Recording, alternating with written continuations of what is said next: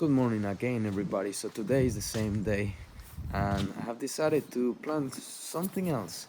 So the weather was quite good just before, but look at it now, quite cloudy, and hopefully it doesn't rain. Crazy weather. Welcome to Melbourne. So for this video today, I have decided to plant pak choi. So these seeds, I harvested them from a plant that I was growing here around 1 or 2 years ago. I can't remember, but it was pretty recent in the gardening in gardening terms. Recent, 1 or 2 years ago. And I've been working in this spot in the garden, adding some compost, adding some good nutrition, some blood and bone, dynamic lifter, mulch. So this all looks quite good. Unfortunately, what I planted here before was not as successful, and that thing that I planted before was the watermelons.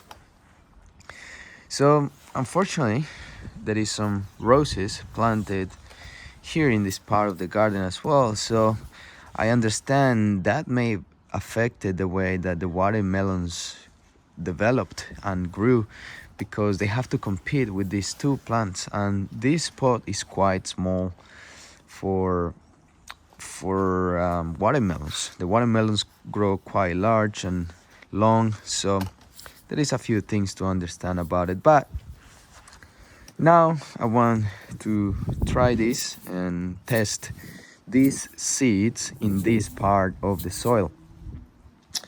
The reason is because the soil here, as I said, probably the first 10-15 centimeters is quite rich in nutrients and full of compost and good stuff, but most likely deeper than that it will not have as much nutrition and probably not as rich as the topsoil here. Just because I started working in this soil only around 6 months ago, it looks quite good, to be honest.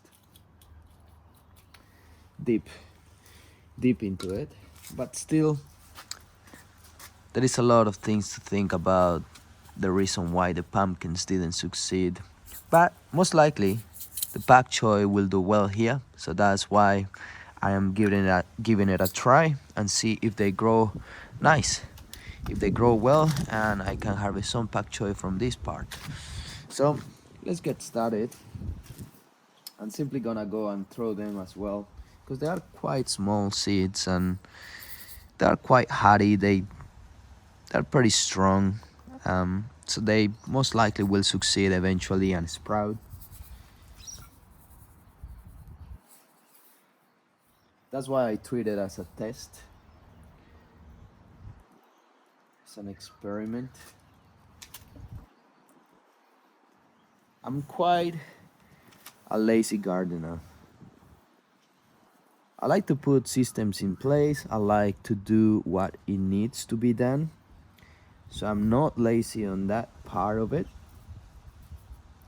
But I try to make things easier for me, instead of me being down there opening some holes and putting the seeds down, because I realize the seeds are quite smart and they eventually sprout regardless of how you plant them. It all depends what type of seeds, obviously, but usually the small seeds are able to do that because they don't need to be planted too deep, and I just simply throw them in there. Plus, I have plenty of seeds that I can waste in case that they don't sprout or they don't work. So that's another perk of having seeds grown. Well, I harvested these seeds from my garden, and as I said, I have plenty of them to waste. Hopefully they don't go to waste, but I have plenty of options with it. So I just simply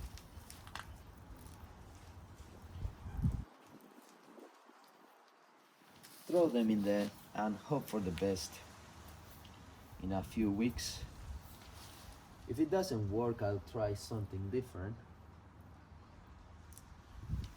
but most likely they will sprout.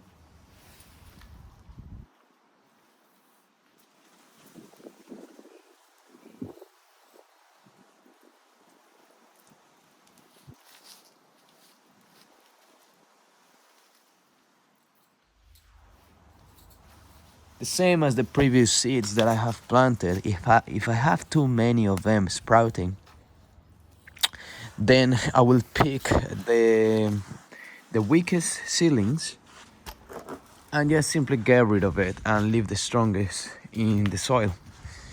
So it's quite simple, and hopefully everything works well. And that's all for today. If you enjoy the content of the channel, please don't forget to subscribe as always and give a like to the video. It will help me to grow my channel. All right, see you on the next video. Have a good one. Bye.